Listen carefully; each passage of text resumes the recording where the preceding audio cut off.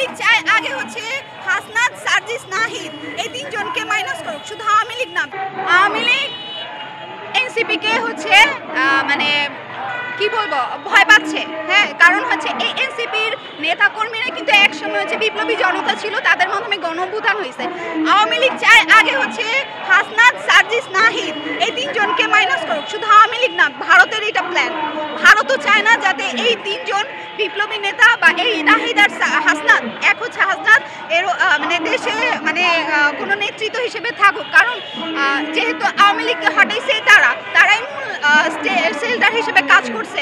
তো এই কারণে আমি বলবো শুধু এনসিপি, এই যে আজকে এনসিপির ঘটনা ঘটছে, আজকে এনসিপির সাথে এই ঘটনাটা ঘটছে, পরে কিন্তু আপনার বিএনপির সাথে এই ঘটনাটা ঘটতে পারে, জামাতের সাথে এই ঘটনা ঘটতে পারে, শিবিরের সাথে এই ঘটনা কিন্তু ঘটতে পারে, পুনরাবৃত্তি ঘটতে পারে। আর এখনই যদি আমরা মনে করেন প্রশাসন যদি ঠিক না হয়, তাহলে মানে কারো পক্ষে সম্ভব না মানে লিগকে নিধন করার।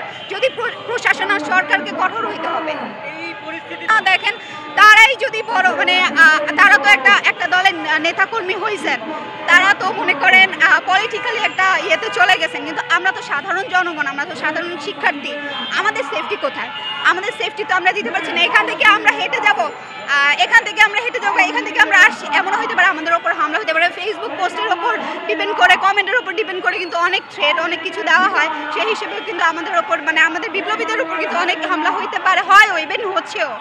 কে বলতেছিল যে গোপালগঞ্জে যাইতে বলছে, তাদের সাথে দেখা করতে বলছে, এইটুকুই। আরো পাচ্ছি এরকম অনেক হুমকি দামকি পাচ্ছি। জনতা 8ই আগস্টে কিন্তু যখন সরকার বসাইছিল তখনই তাদের উচিত ছিল এই সরকারকে বিপ্লবী সরকার হিসেবে ঘোষণা করার, কিন্তু মানে রাজনৈতিক হস্তক্ষেপের কারণে, আমি বলবো আমার মতে রাজনৈতিক হস্তক্ষেপের কারণে হচ্ছে বিপ্লবী সরকার গঠন হয় নাই।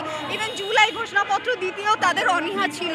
ইভেন মানে ওই যে ঠেলার নাম বাবাজি, অন্যান্য মানে শিকড়েই হচ্ছে আমাদের গোড়াই হচ্ছে আমাদের গলত। এই কারণে হচ্ছে বিপ্লবী সরকারটা গঠন হয় নাই, যার কারণে আমাদের এই অবস্থা।